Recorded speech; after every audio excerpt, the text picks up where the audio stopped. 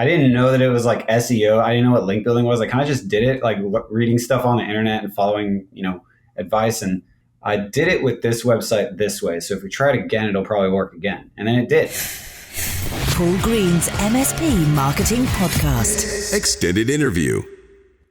My name is Nick Rubright, and I'm the CEO and founder of New Reach Marketing. And we do SER and PR focused link building. And that's why I wanted to get you onto the show today, Nick, because you have what I think is actually quite a unique methodology for boosting your website by using your local media. And in fact, as a former journalist myself, when we were discussing this, I instantly saw the power in this, in that it can give you some valuable credibility in your local market and some incredibly valuable backlinks to your website. So we'll come on to that in a second. Let's first of all explore you. So what's your background, Nick, and how have you got to a position now where you're running an agency and you're teaching people how to do this stuff and doing it for them? So I started in college, actually. After college, I had no money, and I never wanted to work for anyone. So I built my own blog. That was I was building a music streaming app, and that's why I kept skipping class. I was working on coding this app and stuff, got it into the App Store. It was a Spotify competitor.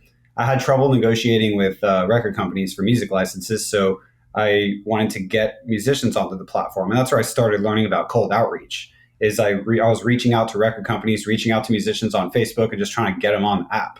And I was like, man, this is tough, dude. It takes a lot of work to get one, So I was like, I need to get more.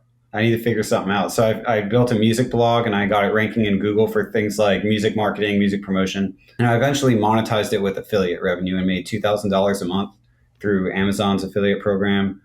So at that point, I was kind of living good enough and I was like playing Xbox, just kind of had this passive income stream. And then I got hit with a Google algorithm update and it tanked everything. And I lost all my money in literally overnight. From there, I just became an Uber driver for like 2 years. And I just kind of was like, where am I even going, dude? Like, I don't know what I want to do. And then after I was doing Uber, I went to my parents and I'm like, that blog I built that made me money? I bet other people would like to make money like that. What if I sell that? I didn't know that it was like SEO. I didn't know what link building was. I kind of just did it, like reading stuff on the internet and following, advice. And I started doing freelancing. And then I was like, I told my first client, I'm like, look, I don't know a lot about this stuff, but I did it with this website this way. So if we try it again, it'll probably work again. And then it did. I did the same thing for all my other clients. And then eventually I was like, man, I'm doing the same work for everyone. I could just teach this and outsource it. Tried hiring people in the beginning and it didn't work out because it was really tough to figure out how to manage a team and grow and everything and have them do this PR style marketing that I do. Eventually I had clients coming my way going, dude, we need help. I had like WebEx. I had some other bigger startups with large budgets. And I told them like, I can't work with you unless I can hire someone. And they were like, that's fine.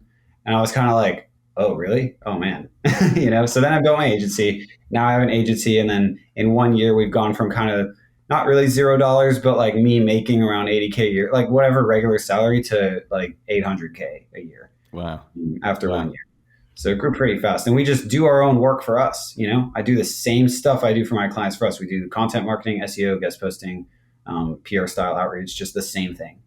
So I think the problem a lot of MSPs have when we talk about this kind of content marketing and link building and all of the things we're going to talk about in this interview is I think there's a very healthy dose of or scoop of skepticism that goes with it. I talk to lots of MSPs and I don't have anywhere near as much technical experience as you do in actually doing this stuff. I'm more of a marketing strategist, but I know it works. I've seen the benefits for myself. I've seen the benefits for some of my members of the MSP Marketing Edge service. I've seen it.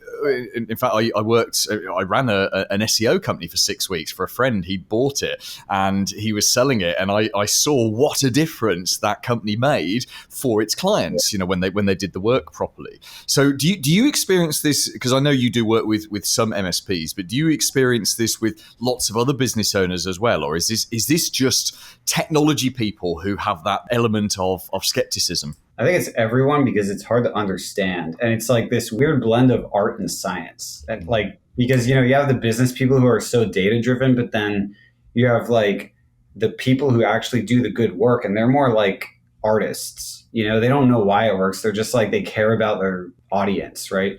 And I'm a musician myself as well. So I think having that hybrid of being a musician and a data driven marketer is what gives me a perspective on why this stuff works. Do you want to just explain and talk to me as if I'm 5, Okay. 8 maybe, and explain it to me as if I don't know marketing, as if I don't know what's going on, and sort of take us through what it is that you're trying to achieve, why you're trying to do it, and what the benefits are. All right, I have a lot of practice trying to explain this to my mom, so here it goes. When you're trying to rank in Google locally, you're often trying to rank in Google Maps.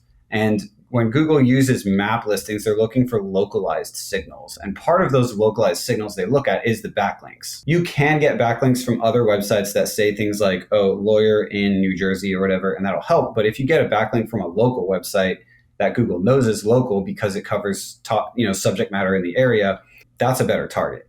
And the best targets for that is local news sites. If you get a backlink from a local news site, basically what I'm saying is it will help improve your Google rankings on Google Maps as well as in organic. So it's the most valuable backlink for a small local business to go after. We research the market inside the client. I'm going to speak to you as kind of as if you're coming at me like a client. Yeah, sure. So if I were to take on a client, I would research the market. So I'm in Tampa, Florida. So I would research Tampa, be like, what is everyone talking about around here? What's like the culture? What are the journalists like? What questions are they trying to answer? What stories are they trying to tell? And then you focus on developing on your website story-focused content.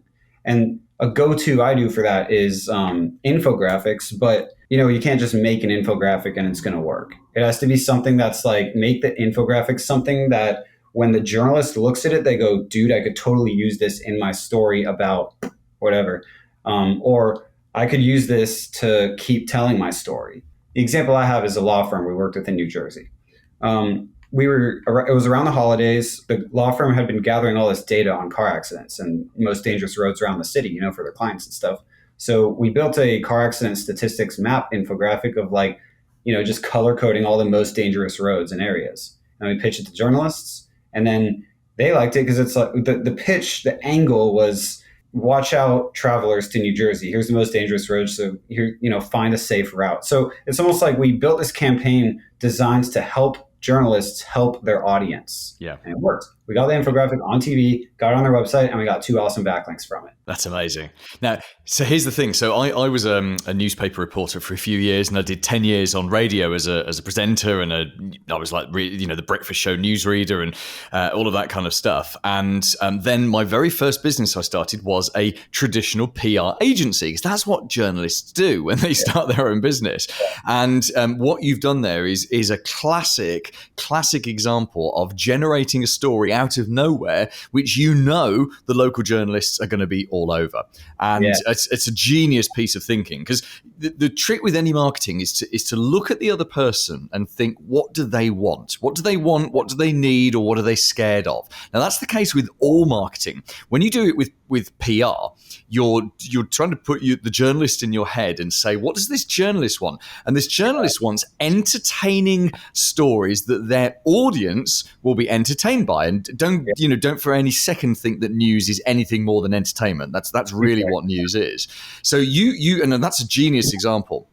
Putting together a map of the most dangerous roads in this area and having a lawyer do it as well is utterly brilliant. So that's completely genius. So you've now generated, I think you said a dozen or a couple of dozen backlinks. So backlinks being where the media has written about this story and they have connected. They've actually connected to the lawyer's website. So how did you get them to connect to the lawyer's website? Well, the trick in doing that and using it for link building is to make it necessary to link out for their readers. So because we created the infographic and it was hosted on our site, they pointed to us like, hey, check out the infographic that this firm made, and then they link for credit. Even if it's just a credit link in that case, it still adds this local authority, and that's what we want for Google Maps. I don't know anyone else who's figured that out of like the local links and the maps and stuff, but if I'm looking at the evolution of Google and how they improve their algorithm over time, they're getting a lot better at reading backlinks, and it's almost like, dude, you just want to do it right now. The right way is kind of this PR angle. It's absolutely genius. And do you know why I like about it is it's simple. And what we haven't talked about is the authority of that law firm being able to say, oh, we were featured in, this newspaper, this radio station, and that's huge. Now, that in itself is very unlikely to generate leads, but it gives credibility because people perceive that journalists pick the best experts, and they don't. They pick the most convenient experts who've come along with the most entertaining stories. And I know that because I had a 13-year career doing exactly that. And you know, the journalists in New Jersey will be exactly the same as the journalists in virtually any Western world. Nick, tell us a little bit more about your agency and how can we get in touch with you? The agency's website is newreachagency.com. It'll soon be redirected as we're rebranding. We just do content and links, and then we do consulting for technical stuff. We mostly focus on SEO. So if people are wanting something that's like PR but with an SEO focus, that's something that we would do, or just link building, or just like content marketing. Anything where it's like build a page on my website and promote it and get it to the top of Google, that's the kind of stuff we do. Nick, there are so many fascinating things. I think I could spend hours talking to you, but let's just go back on some of those business things first of all. So that one about the rapid growth. So did you say you went from 80,000 annually to 800,000 annually? Is that roughly what you said? Yes. Yeah. Yes. So and that was in a 12-month period that you did that. It was probably faster. I don't remember the exact time frame we went from 0 to 800K, but it was just insanely fast because we had like 3 massive clients that we took on. And it was kind of like, they were definitely like, I mean, I still experience it because we're still trying to grow so freaking fast, you know? So we still experience these cases where it's like, dude, I might not make payroll next week. Okay. You know? Okay, because you're adding staff and resources almost as fast as you're adding recurring revenue, presumably. Exactly. Yeah. And sometimes what I do, I mean, I don't know, I get pretty cocky on my sales abilities sometimes. So I'm like, dude, I'm just going to hire this person and figure it out later. I do a lot of that. And, you know, it scares my operations people because they're like, dude, you got to stop hiring when I don't have money. But, you know, I don't know. I'm just like really, I don't know. I invest a lot of time and money into things I care about. And I care about building this company the right way because, you know, sort of when these clients started coming to me and I'm like, dude, why does everyone have trouble hiring SEO people? I didn't understand why like everyone was coming to me for this, but I was like, whatever, I'll do it. Fine. I'll just build my company the way I want to. And I decided I'm going to build a company that can grow other companies because I'm an entrepreneur. I want to start other stuff. I played in a band. You know, I want to build like a video game VR thing that lets people run in video games. That'd be cool. There's just a lot of stuff I want to build. And I'm like, if I have a marketing company, I could probably do all of it. If I have a marketing company that can grow any business. So it puts me in this position where I'm like, I want my clients to win because that means my project is working, you know? And that's why I invest so heavily in it. Cause I'm like, the clients have to win, but I also need to generate the sales to keep building the team and the training. And, you know, I learned a lot about overhead, man, because you think, you know, you're building an agency, you pay someone $25 an hour and you charge $100, you're like, oh, I'm profitable. Nah, you got to pay a project manager and you can't charge for that. Yeah. Oh, you have to pay managers to manage managers. And it's a lot. Yeah, no, I understand your pain. I had my last business, which I sold in 2016, was a marketing agency, and it's exactly as you say. You sometimes you sit there and you're trying to figure out, right, where is this £100 or $100 I'm charging the client for an hour's work? Why is none of that in my pocket? In fact, why am I out of pocket? How have I lost money? I'm charging a really good rate, and it sounds like I'm trying to figure out in my head if you're at risk of something called overtrading. So overtrading, as I'm sure is a term you've heard of or you've read about, is traditionally that would affect manufacturers. So if a manufacturer had an order for 1 million units, and in order to make the 1 million things of whatever it is they make, they'd have to buy in so much raw material that it would have a massively negative impact on their cash flow because they have to buy all these materials now, make all these bits, pay the staff, and then, you know, they don't get paid until they deliver. And overtrading can actually be dangerous. And you know, any decent CPA or accountant would warn you against something like that. I think with a marketing agency, it's a little bit different because you can win a new client on Monday and persuade them to give you some money on Tuesday, you know, just to get started. So it's not quite the same as manufacturing, but I've been where you've been, albeit at a much smaller scale. And I know that it is stressful when you aren't 100% sure you can make payroll. It's just horrendous. So if you wanted to like do payrolls next week, I need some cash. Yeah. Like that hurts, man. And you can't just skip it. And I don't know, it's tough, but yeah, I don't know if I think our problem is more the case where it's like, I need to hire people to manage this stuff so that I have the time to go build like, so we have operations pretty figured out, right? We got a project manager and a campaign manager and they're freaking killing it. Gabby and Lindsay, they're killing it. I never want to fire them. They just have it, dude. So when I get a client, I hand it over to them and they just take over. And I keep just checking the reports and I'm like, man, it's just like working. So it's good. And we built these auto scale systems for all the little squads that we have in the team. So we have like this system where we have, prospecting, personalization, outreach, and then we have an editor that hires the writers. And all of them have like, the top person that's like, they do work, but they also delegate the overages to the next person in line. So that way we don't need like these tiers of management to hire more and more people. It's just like, you're all on a squad and you work together, just figure it out. And it's working, that's figured out. So basically I had to hire managers to help manage that stuff so I can build our lead generation and sales team. Because right now it's just like me doing sales and lead generation. I have one other sales guy, so I'm trying to make it so all the leads can go to him and I can teach him how to sell our services. And then I can step out and be a CEO instead of a CEO and sales manager and account manager. Yeah, and you're going through exactly the same growing pains that an MSP goes through. It's just you're doing it really quickly, and it's like you're giving yourself an MBA in growing and scaling a business the heart attack way in a small number of years. You said in the earlier interview that you had that music blog which was making you $2,000 a month, and then Google made an algorithm change and your income was wiped out overnight. How often? Because was that one of the big algorithm changes of what they used to call them, like Penguin or Panda and stuff like that? Was it one of those, or was it something different? It was pretty big. It was like, I don't remember what year it was, but it was a big update that affected like affiliate sites and health sites. Okay. Being an affiliate site, I got hit pretty hard by it. I never figured out exactly what happened, but I kind of have a hunch that it's just a lot of like, I feel like they just changed everything because, my article that was making all the money was ranking with no backlinks. And I think that, they were trying something back then where it's like, we want to put more emphasis on content because people are spamming the internet with backlinks by buying all of them and we don't know how to handle that. And I think now they've become better at handling that. So they've kind of put more weight on backlinks again as stronger signal of ranking. I think it's something like that. I don't know because no one knows how Google works, but that just based on like all the work I've done with so many websites, that's kind of just my perspective. Yeah, and does it worry you though that you're going to wake up one morning and go and check, one of the search engine and blogs, and they've changed something which will have essentially wiped out your PR SEO system that we've just been talking about? I don't think so, because I think what I've built now really well aligns with Google's mission, which is like put the best at the top and use the best to figure out what the other bests are. So even if we write a guest post, even if we make some PR stuff, we try to make it like the best on the internet. And we focus on this. That's where the art comes in. You have to focus on this intent. What is it like if someone searches how to mow your lawn? I have a lawn care company. I'm going with that right now. How to mow a lawn.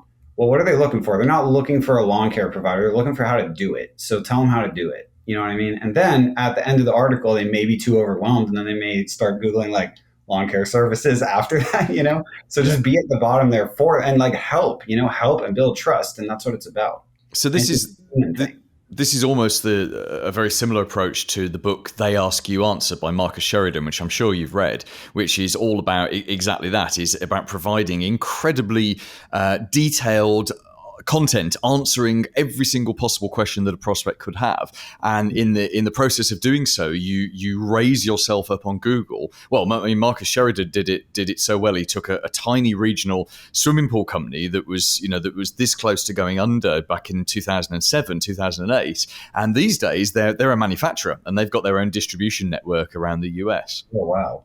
That's awesome. Have you read that book? I haven't actually. But oh my god! Okay, so you're. Oh wow! I can't believe I've introduced a content expert to the book on content marketing. So go and look it up. It's on Audible as well. If you're more of an audiobook person, They Ask You Answer by Marcus Sheridan.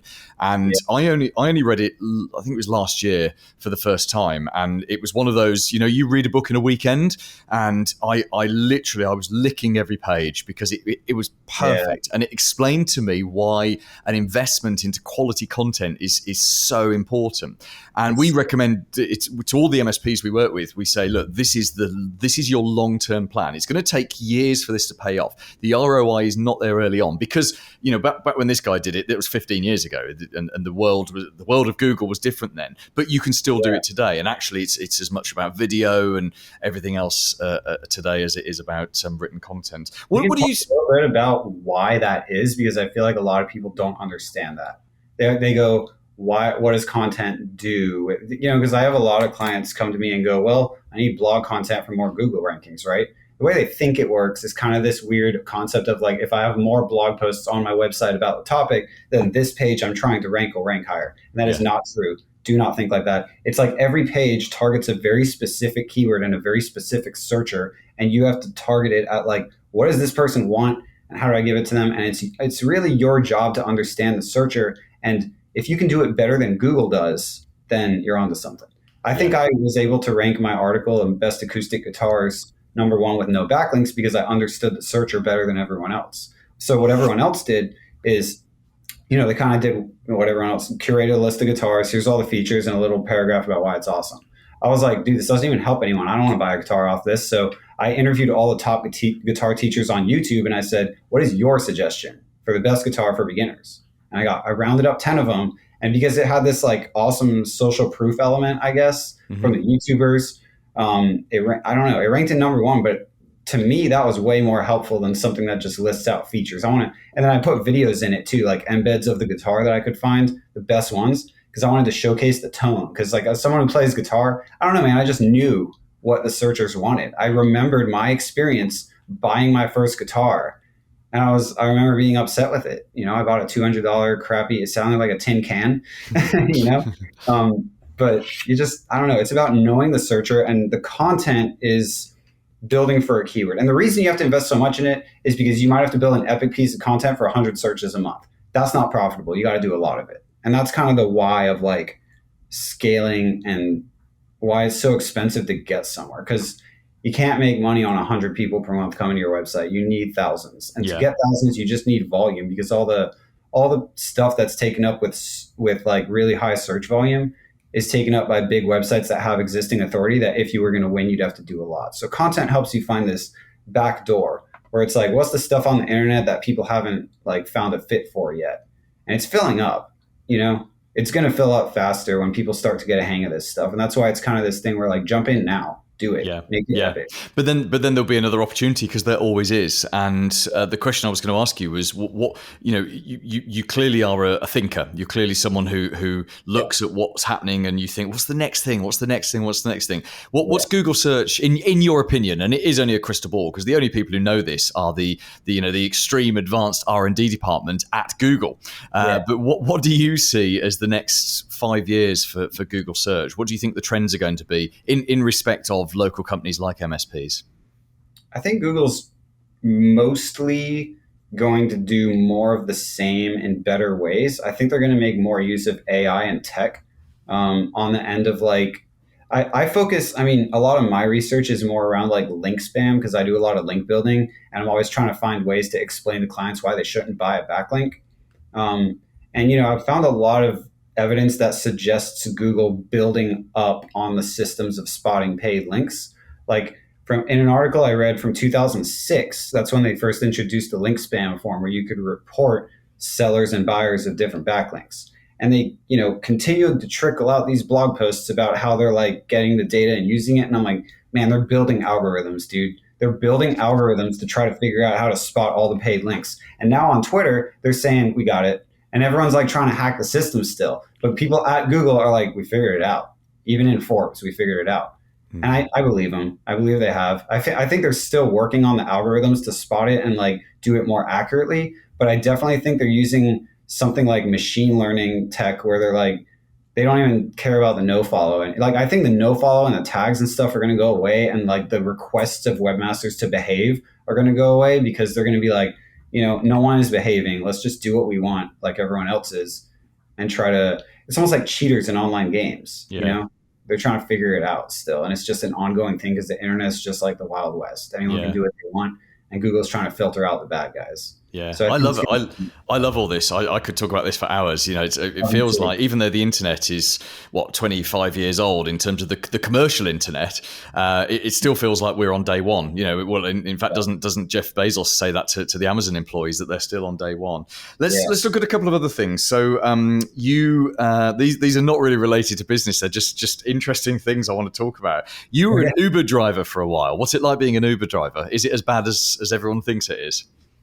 I think it's actually, to be honest, I'm really happy I did it. Like that gave me a lot of time because what I could do is like bulk work where I work Thursday to Sunday and make the $500 I need for the week. And then the rest of the time I can spend figuring out other stuff, spend time with my friends playing video games. A lot of the first year and a half of me doing an Uber driver was just me being lazy. And then I got into a band. Actually, that's the whole thing is like I drove for Uber. I was like, what do I want to do? I want to play in a band. I'm going to start a band. I started a band. We got going, we made our EP, and then we kind of got to this point. Eventually, we got to like 500,000 Spotify plays, and I was like, dude, this is going somewhere. So we were thinking about putting together an album.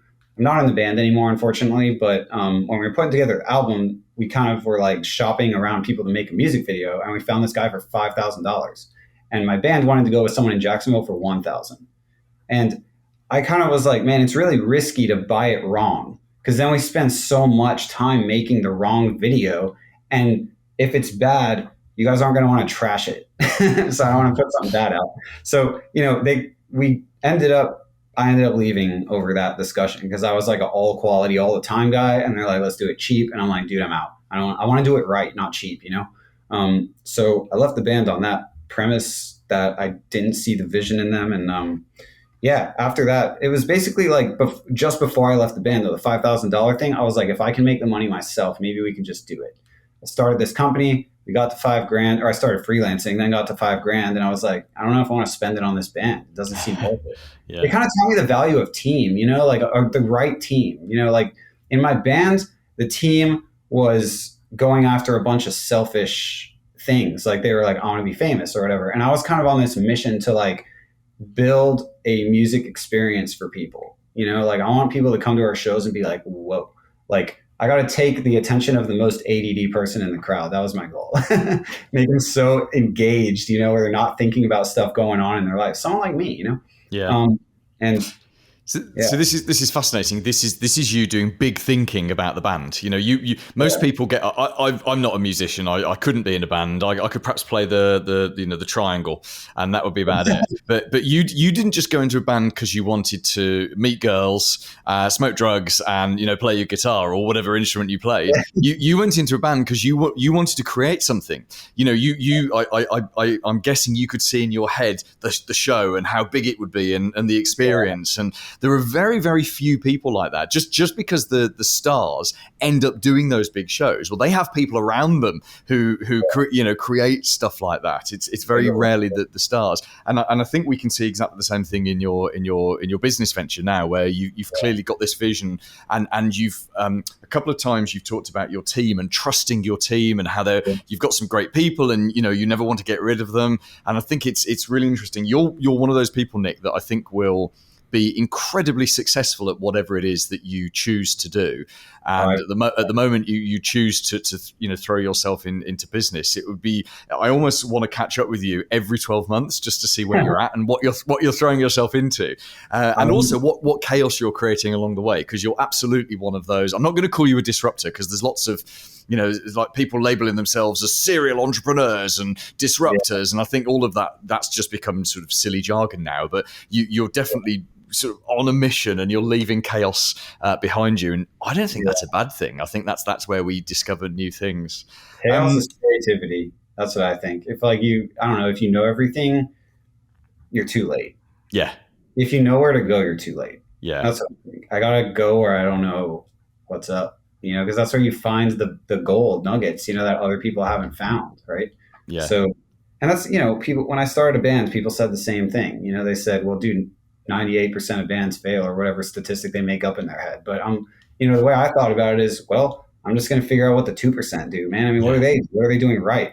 And it's weird because local musicians just want to copy each other. And I'm like, why do you guys think doing this is like, why do you think one of us is randomly going to go and work out. Like it Yeah. doesn't happen like that. And yet, that's what business owners do, isn't it? So certainly when I'm talking to MSPs, most MSPs copy what the other MSPs are doing. My clients do too. I always have to tell my dude, even in college, when I was in college, the way we got, because in college I did marketing. So in school we had to do this simulation at the end of our course. I went to UNF to give them credit.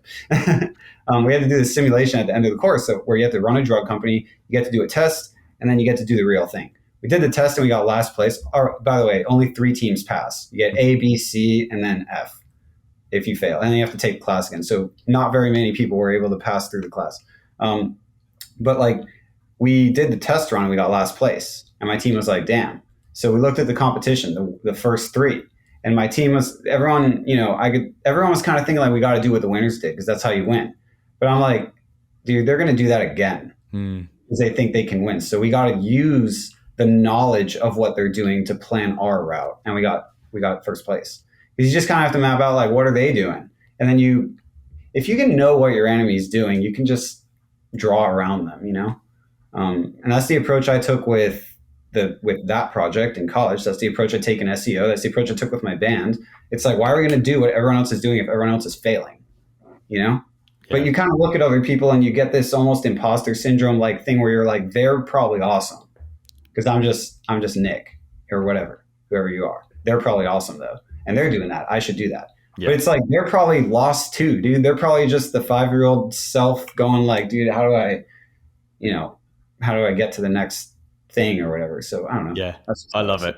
I love it. You're absolutely right. Nick, this has been absolutely fascinating. Thank you so much. I'm definitely getting you back on the podcast next year. By next year, I hope you'll have an assistant. There'll be an assistant and layers of assistants that I have to get through to get to you because you're focused on the big next thing. So thank you very much. Thank you for being so generous with your time. And just remind us again what your website is, as it is today, for any MSP that wants to come and talk to you about your SEO and your PR services. So yeah, newreachagency.com is the website. The company's New Reach Marketing. There's some confusion there. But yeah, if you fill out the contact form in the bottom, you'll go straight to the sales guy. If you want to talk to me, you can also just say something like, I want to talk to Nick, and then I'll get it. So yeah. Paul Green's MSP Marketing Podcast. Extended interview.